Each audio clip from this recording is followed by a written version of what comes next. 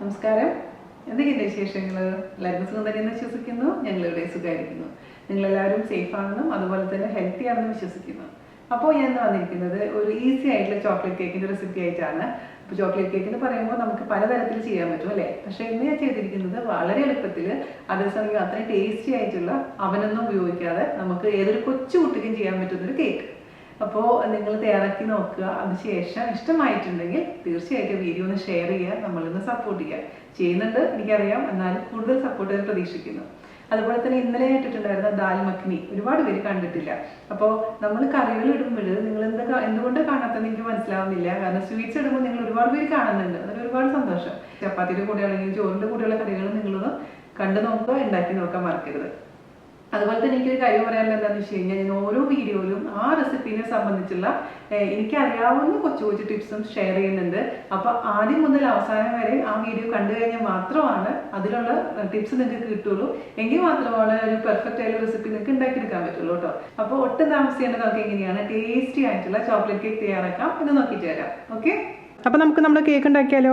അതിന് വേണ്ടിയിട്ട് ആദ്യം തന്നെ എന്താ ചെയ്യേണ്ടതെന്ന് വെച്ച് കഴിഞ്ഞാൽ, നമ്മുടെ കടായി പ്രീ ഹീറ്റ് ചെയ്യാൻ വെക്കണം. ഞാനിപ്പോൾ ഇവിടെ കടായിലാണ് കേക്ക് ഉണ്ടാക്കാൻ പോകുന്നത്. അതേപോലെ തന്നെ നിങ്ങൾക്കിപ്പോൾ കടായി ഇല്ലാന്നുണ്ടെങ്കിൽ കടായിക്ക് പകരമായിട്ട് പ്രഷർ കുക്കറിൽ ഉണ്ടാക്കാം. കൺവെക്ഷൻ അവനുള്ളവർക്ക് അവനിലും ഉണ്ടാക്കാം. ഇത് നമ്മൾ എന്താ ചെയ്യേണ്ടതെന്ന് വെച്ച് കഴിഞ്ഞാൽ 10 മിനിറ്റ് പ്രീ ഹീറ്റ് ചെയ്യണം. അവനിൽ 180 ഡിഗ്രി സെൽഷ്യസിൽ 10 മിനിറ്റ് പ്രീ ഹീറ്റ് ചെയ്യാൻ ഇടുന്ന സമയത്ത് നമ്മുടെ കടായിലോ കുക്കറിലാണെന്നുണ്ടെങ്കിൽ മീഡിയം ഫ്ലെയിമിൽ അടച്ചു വെക്കുക. പാത്രത്തിൻ്റെ മൂടി കൊണ്ട് അടച്ചു വെച്ചതിന് ശേഷം 10 മിനിറ്റ് അത് ചൂടാക്കാം.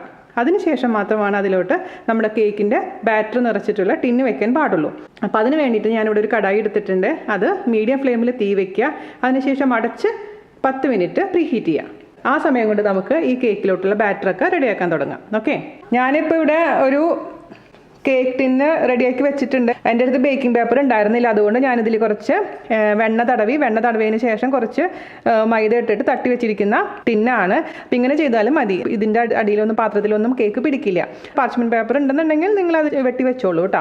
അപ്പം ഇല്ലാത്ത കാരണം ഞാനിങ്ങനെ ചെയ്തിരിക്കുകയാണ്. അപ്പോൾ ഇത് നമുക്ക് മാറ്റി വയ്ക്കാം. 7 ഇഞ്ചിൻ്റെ ടിന്നാണ്. അപ്പോൾ നമ്മുടെ അടുപ്പിൽ നമ്മൾ പ്രീ ഹീറ്റ് ചെയ്യാൻ വെച്ചിട്ടുണ്ട്. ആ സമയം കൊണ്ട് നമുക്ക് കേക്കിൻ്റെ ബാറ്ററൊക്കെ റെഡിയാക്കാൻ തുടങ്ങാം. അപ്പോൾ അതിന് വേണ്ടി ഞാനിവിടെ എടുത്ത് വെച്ചിരിക്കുന്നത് 21 ടേബിൾ സ്പൂൺ മൈദ. 21 ടേബിൾ സ്പൂൺ എന്ന് പറയുകയാണെന്നുണ്ടെങ്കിൽ 1.5 കപ്പാണ് കേട്ടോ അതിൻ്റെ കണക്കെന്ന് പറയുന്നത്.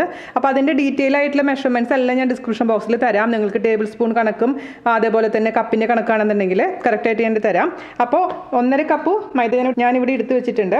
അതിലോട്ട് 3 ടേബിൾ സ്പൂൺ കൊക്കോ പൗഡർ ഞാൻ ചേർത്ത് കൊടുക്കുകയാണ്. ഞാനിത് അൺസ്വീറ്റൻഡ് കൊക്കോ പൗഡറാണ് എടുത്തിരിക്കുന്നത്, അതായത് മധുരമൊന്നും ഇല്ലാത്ത കൊക്കോ പൗഡറാണ് എടുത്തിരിക്കുന്നത് കേട്ടോ. അപ്പോൾ അത് ചേർത്ത് കൊടുത്തിട്ടുണ്ട്. ഇനി ഞാൻ അതിലേക്ക് ചേർത്ത് കൊടുക്കാൻ പോകുന്നത് ബേക്കിംഗ് സോഡ. ബേക്കിംഗ് സോഡ എപ്പോഴും ബേക്കിംഗ് പൗഡറിനേക്കാളും കുറവാണ് നമ്മൾ ഉപയോഗിക്കുക. അപ്പോൾ 1/2 ടീസ്പൂൺ ബേക്കിംഗ് സോഡ ഞാൻ ചേർത്ത് കൊടുത്തിട്ടുണ്ട്. അതുപോലെ തന്നെ ബേക്കിംഗ് പൗഡർ എന്ന് പറയുമ്പോൾ 1 ടീസ്പൂൺ അതും കൂടെ ചേർത്ത് കൊടുക്കുക. കുറച്ച് ഉപ്പ് ചേർത്ത് കൊടുക്കുക. പിന്നെ ഞാൻ ഇതിലേക്ക് ചേർത്ത് കൊടുക്കാൻ പോകുന്ന ഒരു അല്പം കോഫി പൗഡർ നിർബന്ധമൊന്നുമില്ല, പക്ഷേ കോഫി പൗഡർ ഇടുമ്പോൾ ഒരു പ്രത്യേക ടേസ്റ്റ് ആയിരിക്കും നമ്മുടെ കേക്കിന്. പക്ഷേ കോഫി പൗഡർ താല്പര്യം ഇല്ലാന്നുണ്ടെങ്കിൽ അത് ചേർക്കണ്ട. കോഫി പൗഡർ ഇട്ടതിൻ്റെ വേറൊരു ഗുണം എന്താണെന്ന് വെച്ച് കഴിഞ്ഞാൽ, നമ്മുടെ ആ മുട്ട ചേർക്കുമ്പോൾ മുട്ടയുടെ വാസന ഒന്നും അധികം തോന്നില്ല. അപ്പോൾ കോഫി പൗഡറിന് അതിനൊരു പ്രത്യേക കഴിവുണ്ട്. അപ്പോൾ നമുക്ക് എന്ത് ചെയ്യേണ്ടതെന്ന് വെച്ച് കഴിഞ്ഞാൽ, ആദ്യം തന്നെ ഇത് നന്നായിട്ട് മിക്സ് ചെയ്തതിന് ശേഷം ഞാനൊരു അരിപ്പയിൽ കൂടെ 2-3 തവണ ഇത് അരിച്ചെടുക്കാൻ പോവുകയാണ്. ഇത് നന്നായി അരിച്ചെടുത്ത് കഴിഞ്ഞാൽ എന്താണെന്ന് വെച്ച് കഴിഞ്ഞാൽ ഈവനായിട്ട് എല്ലാ ഭാഗത്തേക്കും ബേക്കിംഗ് പൗഡറും ബേക്കിംഗ് സോഡയും അങ്ങ് സ്പ്രെഡായി കിട്ടും. അതിന് വേണ്ടിയിട്ടാണ് അരിക്കാൻ പറയുന്നത് കേട്ടോ.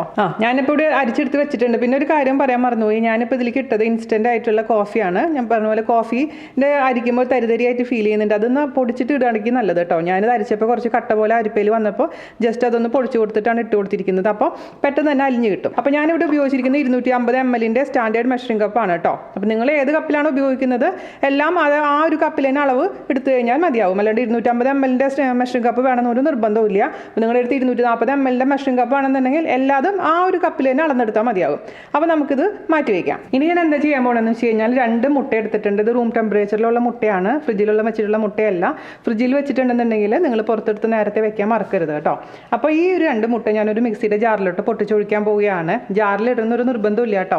ഞാൻ പെട്ടെന്ന് ചെയ്യാൻ വേണ്ടിയിട്ടാണ് മിക്സിയുടെ ജാറിലോട്ട് മുട്ട പൊട്ടിച്ച് ഇടാൻ പോകുന്നത്. അപ്പോൾ 2 മുട്ടയാണ് എടുക്കുന്നത്. അപ്പോൾ നിങ്ങൾ മുട്ട താല്പര്യം ഇല്ലെങ്കിൽ മുട്ടയ്ക്ക് പകരമായിട്ട് 1/2 കപ്പ് റൂം ടെമ്പറേച്ചറിലുള്ള തൈര് ചേർത്താൽ മതിയാവും. തൈര് ചേർക്കുമ്പോൾ ശ്രദ്ധിക്കേണ്ട ഒരു കാര്യം എന്താണെന്ന് വെച്ച് കഴിഞ്ഞാൽ, ഒരുപാട് പുളിയുള്ള തൈര് ഉപയോഗിക്കാൻ പാടില്ല.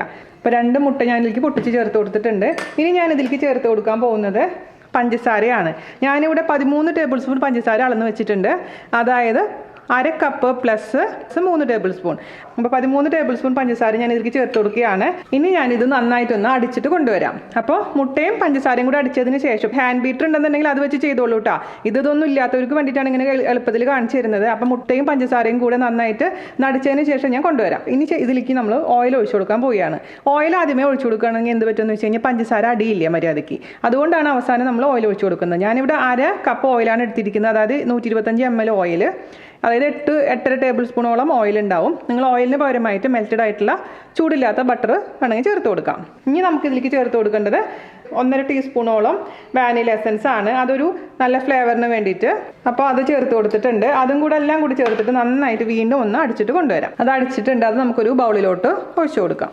നമ്മൾ തൈരാണ് ഉപയോഗിക്കുന്നതെന്നുണ്ടെങ്കിൽ ഇതിൽ ചേർക്കാൻ പോകുന്ന പാലിൻ്റെ അളവ് കുറച്ച് വ്യത്യാസം വരും. അതുകൊണ്ട് നമ്മൾ ബാറ്ററിൻ്റെ കൺസിസ്റ്റൻസി മാത്രം നോക്കിയാൽ മതി കേട്ടോ. കാരണം തൈര് വെച്ചിട്ട് ഞാനിപ്പോൾ ചെയ്യാത്ത കാരണം എനിക്ക് പാലിൻ്റെ അളവ് എനിക്ക് കറക്റ്റായിട്ട് അറിയില്ല. അപ്പോൾ പാൽ ഒഴിച്ച് നോക്കിയിട്ട് ആ ബാറ്ററിൻ്റെ കൺസിസ്റ്റൻസി കറക്റ്റായിട്ട് വരുന്ന വരെ മിക്സ് ചെയ്ത് കൊടുക്കാം. 1 കപ്പ് പാല് റൂം ടെമ്പറേച്ചറിലുള്ള പാൽ എടുത്ത് വെച്ചിട്ടുണ്ട്. ഞാൻ തിളപ്പിച്ച് ആറ്റി വെച്ചിരിക്കുന്ന പാലാണ്, ഒട്ടും തന്നെ തണുപ്പില്ലാത്ത പാല്, 1 കപ്പ്. പക്ഷേ 1 കപ്പ് ഞാൻ ആദ്യമേ ഒഴിക്കുന്നില്ല. ഞാൻ ഇതിലെ പകുതി, അതായത് 1/4 കപ്പ് ഒഴിച്ചു കൊടുക്കുകയാണ് പാല്.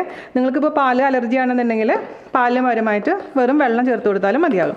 ആ പാലും കൂടി ചേർത്തിട്ട് നന്നായിട്ട് ഇതങ്ങ് മിക്സ് ചെയ്ത് കൊടുക്കാം. പാലിൻ്റെ അളവ് നമുക്ക് പറയാൻ പറ്റില്ല. അതുകൊണ്ടാണ് നമ്മൾ ആദ്യമേ തന്നെ ഒരുപാട് പാല് ചേർക്കാൻ പാടില്ല എന്ന് പറയുന്നത്. പിന്നെ കൊക്കോ പൗഡറിൻ്റെ ഒരുപാട് ഫ്ലേവർ ഇഷ്ടമില്ല എന്നുണ്ടെങ്കിൽ 3 ടേബിൾ സ്പൂൺ പകരമായിട്ട് 2 ടേബിൾ സ്പൂൺ കൊക്കോ പൗഡർ ചേർത്ത് കൊടുത്താലും മതിയാകും കേട്ടോ. പിന്നെ നിങ്ങളിത് കൊക്കോ പൗഡറും ഇല്ല എന്നുണ്ടെങ്കിൽ നമുക്കിത് സെയിം റെസിപ്പി തന്നെ കോഫി കേക്ക് ആയിട്ട് ചെയ്യാൻ പറ്റും. കോഫി പൗഡർ ചേർത്ത് കൊടുത്താൽ മതി കൊക്കോ പൗഡറിന് പകരമായിട്ട്. അങ്ങനെയും ചെയ്യാം. അപ്പോൾ നമ്മൾ എടുത്തു വെച്ചിരിക്കുന്ന മൈദയുടെയും കൊക്കോ പൗഡറിൻ്റെയും കൂട്ട് നമുക്ക് കുറച്ചായിട്ട് ഈ ബാറ്ററിലോട്ട് ഇട്ടതിന് ശേഷം പതുക്കെ അങ്ങ് മിക്സ് ചെയ്ത് കൊടുക്കാം. ഒറ്റ സ്ട്രെച്ചിൽ അങ്ങ് ഇടാൻ പാടില്ല. കുറച്ചായിട്ട് ഇടുക, ഒന്ന് മിക്സ് ചെയ്യുക, അതിനുശേഷം വീണ്ടും ഇടുക, അങ്ങനെ മിക്സ് ചെയ്യുക കേട്ടോ. ഒരേ ഡയറക്ഷനിൽ മാത്രം പതുക്കെ ചെയ്യുക. അപ്പോൾ ഞാൻ എപ്പോഴും വീഡിയോയിൽ പറയാറുള്ള പോലെ തന്നെ ഞാൻ നല്ല വൃത്തിയുള്ള കൈ വെച്ചിട്ടാണ് മിക്സ് ചെയ്യാറുള്ളത്. അപ്പോൾ നമുക്ക് മിക്സിങ് ശരിക്കും കറക്റ്റായിട്ട് എളുപ്പത്തിൽ ചെയ്യാനും പറ്റും. ഓവറായിട്ട് അങ്ങ് മിക്സ് ആവില്ല. അപ്പോൾ ഇതേപോലെ ഒരു സ്പൂൺ വെച്ചിട്ടോ ഒരു ഫോർക്ക് വെച്ചിട്ടോ പതുക്കെ എല്ലാം അതങ്ങ് മിക്സ് ചെയ്തെടുക്കാം. മൊത്തത്തിൽ ഞാൻ ചേർത്ത് കൊടുത്തിട്ടുണ്ട്. അപ്പോൾ അതെല്ലാം കൂടി ഇട്ടിട്ടൊന്ന് മിക്സ് ചെയ്ത് കൊടുക്കാം. ഫോൾഡ് ചെയ്യുന്ന പോലെ ചെയ്താൽ മതി. ഓവറായിട്ട് മിക്സ് ചെയ്ത് കഴിഞ്ഞാൽ നമ്മുടെ കേക്ക് ഹാർഡായിട്ട് മാറും, പൊന്തി വരില്ല, മര്യാദയ്ക്ക് സോഫ്റ്റ് ആവില്ല. അതുകൊണ്ട് ഈ മിക്സിങ് ഇമ്പോർട്ടൻ്റ് ആണ്. പതുക്കെ ഇതുപോലെ അങ്ങ് മിക്സ് ചെയ്ത് കൊടുക്കാം. ഞാനിപ്പോൾ ഇതിലേക്ക് 1 ടേബിൾ സ്പൂണും കൂടെ പാലൊഴിച്ച് കൊടുക്കാൻ പോവാണ്. അപ്പോൾ 1/4 ഗ്ലാസ് പ്ലസ് 1 ടേബിൾ സ്പൂൺ പാൽ ഒഴിച്ച് കൊടുത്തിട്ടുണ്ട് കേട്ടോ. ഓക്കെ, അപ്പോൾ ഞാൻ മിക്സ് ചെയ്ത് കൊടുത്തിട്ടുണ്ട്. കണ്ടില്ലേ കൺസിസ്റ്റൻസി കണ്ട? ഇതുപോലൊരു കൺസിസ്റ്റൻസി, നമ്മളിങ്ങനെ റിബൺ കണക്ക് ഇങ്ങനെ വീഴണം. അതാണ് അതിൻ്റെ ഒരു കൺസിസ്റ്റൻസിയുടെ ഒരു കണക്കെന്ന് പറയുന്നത്. ഇനി നമുക്ക് നമ്മുടെ ടിന്നിലോട്ട് ഇത് ഒഴിച്ചു കൊടുക്കാം. അപ്പോൾ ഒഴിച്ചു കൊടുത്തിട്ടുണ്ട്. ഇത് നമുക്കൊന്ന് താഴെ വെച്ചിട്ടൊന്ന് ടാപ്പ് ചെയ്ത് കൊടുക്കാം. എയർ ബബിൾസ് എന്തെങ്കിലും ഉണ്ടെങ്കിൽ അതൊന്ന് പോകാൻ വേണ്ടിയിട്ടാണ് ടാപ്പ് ചെയ്ത് കൊടുക്കാൻ പറയുന്നത്. അപ്പോൾ ഞാൻ ജസ്റ്റ് ഒന്ന് ടാപ്പ് ചെയ്യട്ടെ കേട്ടോ.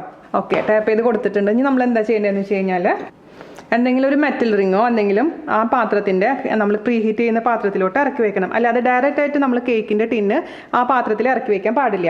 അപ്പോൾ ഞാൻ ഇതുപോലത്തെ ഒരു പിസയുടെ ഒരു പാനാണ് ഇതിലേക്ക് വെക്കാൻ പോകുന്നത്. അതൊന്ന് വെച്ച് കൊടുക്കുക. അതിനുശേഷം നമ്മുടെ കേക്കിൻ്റെ ടിന്നും അതിൽ വെച്ച് കൊടുക്കുക. എന്നിട്ട് അടയ്ക്കുക. ഇനി നമുക്കിത് മീഡിയം ഫ്ലെയിമിൽ തന്നെ വെച്ചതിന് ശേഷം ഒരു 30-35 മിനിറ്റ് ബേക്ക് ചെയ്യാം. 30 മിനിറ്റ് ആകുമ്പോൾ തുറന്ന് നോക്കുക.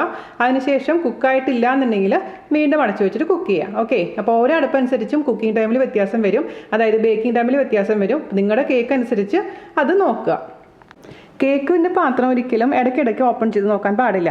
ഇടയ്ക്കിടയ്ക്ക് നമ്മൾ ഓപ്പൺ ചെയ്ത് നോക്കിക്കഴിഞ്ഞാൽ കേക്ക് പൊന്തി വരുന്ന പോലെ തന്നെ താഴോട്ടങ്ങ് അതേ സ്പീഡിൽ താഴോട്ട് പോകും. അതുകൊണ്ട് എപ്പോഴും ഒരു നമ്മൾ 1/4 ഭാഗം കുക്കായതിനു ശേഷം മാത്രമേ ഓപ്പൺ ചെയ്ത് നോക്കാൻ പാടുള്ളൂ കേട്ടോ. അപ്പോൾ നമ്മൾ കേക്ക് ഒരു 35 മിനിറ്റ് ആയിട്ടുണ്ട് കേട്ടോ. നമുക്കൊന്ന് ചെക്ക് ചെയ്ത് നോക്കാം. ഇപ്പോൾ ക്ലിയറായി വന്നിട്ടുണ്ട്. അപ്പോൾ അതിൻ്റെ അടുത്തത് കുക്കായിട്ടുണ്ടെന്നാണ്. അപ്പോൾ നമുക്കിനി പുറത്തെടുത്ത് വയ്ക്കാം. ചൂടാറിയതിന് ശേഷം മുറിച്ചെടുക്കാം. ഓക്കെ, അപ്പോൾ എൻ്റെ അടപ്പിന് എനിക്ക് 35 മിനിറ്റാണ് സമയം എടുത്തിരിക്കുന്നത്. അതേസമയം ഇപ്പോൾ നിങ്ങളുടെ ഓരോരുത്തരുടെ പാത്രം അനുസരിച്ചും അടപ്പനുസരിച്ചും മാറ്റങ്ങൾ വരും. അപ്പോൾ നിങ്ങൾ കേക്ക് കുക്കായിട്ടുണ്ടോയെന്ന് നിങ്ങൾ തൊട്ട് ഇതേപോലെ എന്തെങ്കിലും വെച്ചിട്ട് ഇൻസേർട്ട് ചെയ്ത് നോക്കുക. ക്ലിയർ ആയിട്ട് വരുന്നുണ്ടെങ്കിൽ കുക്കായിട്ടുണ്ടാവും. കുക്കായിട്ടില്ലെങ്കിൽ കുറച്ചും കൂടെ അധികം സമയം ബേക്ക് ചെയ്തെടുക്കുക. ഓക്കെ, എനിക്ക് എൻ്റെ അവനിൽ 180 ഡിഗ്രി സെൽഷ്യസിൽ 30 മിനിറ്റ് കൊണ്ട് കേക്ക് റെഡി ആയിട്ടുണ്ടായിരുന്നു കേട്ടോ. അപ്പോൾ നമ്മുടെ കേക്ക് ഞാൻ ചൂടാറാൻ വേണ്ടിയിട്ട് മാറ്റി വെച്ചിട്ടുണ്ട് കേട്ടോ. സിമ്പിളായിട്ടുള്ള ചോക്ലേറ്റ് കേക്കാണ് ഇവിടെ കാണിച്ചിരിക്കുന്നത്. ഫ്രോസ്റ്റിംഗ് ഒക്കെ നമുക്ക് പിന്നെ ചെയ്യാം. പിന്നെ നിങ്ങൾക്ക് ഇതുപോലെ ഇത് ഫ്രോസ്റ്റ് ചെയ്യണമെന്നുണ്ടെങ്കിൽ എൻ്റെ വൈറ്റ് ഫോറസ്റ്റ് കേക്ക് നോക്കിയാൽ മതി. സെയിം പോലെ ഫ്രോസ്റ്റിംഗ് ചെയ്തിട്ട് ഒരു ബ്ലാക്ക് ഫോറസ്റ്റ് കേക്കാക്കി ഇതിനെ മാറ്റിയെടുക്കാൻ പറ്റും. അപ്പോൾ നമ്മുടെ കേക്ക് നന്നായിട്ട് ചൂടാറിയിട്ടുണ്ട്. ഇനി നമുക്ക് ധൈര്യമായിട്ട് മുറിക്കാം. അപ്പോൾ ഇത് പ്രമാണിച്ചിട്ട് നമുക്കിവിടെ കേക്ക് മുറിച്ചാലോ? Happy Eid in advance. ചെറിയ പീസ് നമുക്ക് മുറിച്ചെടുക്കാം. വാവ്, അങ്ങനെയുണ്ട് നമ്മുടെ കേക്ക്. കാണാൻ സൂപ്പർ അല്ലേ? അപ്പോൾ നമ്മുടെ കേക്ക് എന്ന് പറഞ്ഞു കഴിഞ്ഞാൽ സൂപ്പർ സോഫ്റ്റ് ആയിട്ടുണ്ട്. അത്ര സോഫ്റ്റ് ആയിട്ടുണ്ട്. തൊട്ട് നോക്കുമ്പോൾ തന്നെ അതിൻ്റെ ഉള്ളിലൊക്കെ നല്ലത് വന്നിരിക്കുന്നുണ്ടോ. അപ്പോൾ എല്ലാവരും ഒന്ന് തയ്യാറാക്കി നോക്കുക. അപ്പോൾ ഞാൻ പറയാറുള്ള പോലെ തന്നെ നിങ്ങൾക്ക് ഇതിലിപ്പോൾ മധുരം ഇനിയും കുറവ് തോന്നുകയാണെന്നുണ്ടെങ്കിൽ കുറച്ച് ഷുഗർ സിറപ്പ് ഉണ്ടാക്കിയതിന് ശേഷം അതിൻ്റെ മേലെ കൂടെ കുറച്ചൊന്ന് സ്പ്രിങ്കിൾ ചെയ്ത് കൊടുത്താൽ മതി. ഒരു അരമണിക്കൂർ കഴിയുമ്പോഴേക്കിനും മധുരം കറക്റ്റായിട്ട് വരും. അപ്പോൾ സിമ്പിളായിട്ടുള്ള നമ്മൾ ചോക്ലേറ്റ് കേക്ക് എല്ലാവരും തയ്യാറാക്കി നോക്കുക. അതിനുശേഷം നിങ്ങളുടെ ഫീഡ്ബാക്ക് എൻ്റെ അടുത്ത് പറയാൻ മറക്കരുത്. വീഡിയോ ദയവേത് ഷെയർ ചെയ്യാനും അതുപോലെ തന്നെ ആരെങ്കിലും ആദ്യമായിട്ട് നമ്മുടെ വീഡിയോ കാണുന്നുണ്ടെങ്കിൽ സബ്സ്ക്രൈബ് ചെയ്യാനും മറക്കില്ല എന്ന് വിശ്വസിക്കുന്നു. അപ്പോൾ അടുത്ത അടിപൊളിയായിട്ടുള്ള റെസിപ്പി ആയിട്ട് വരുന്നവരെ നന്ദി, നമസ്കാരം. Thank you. ബൈ.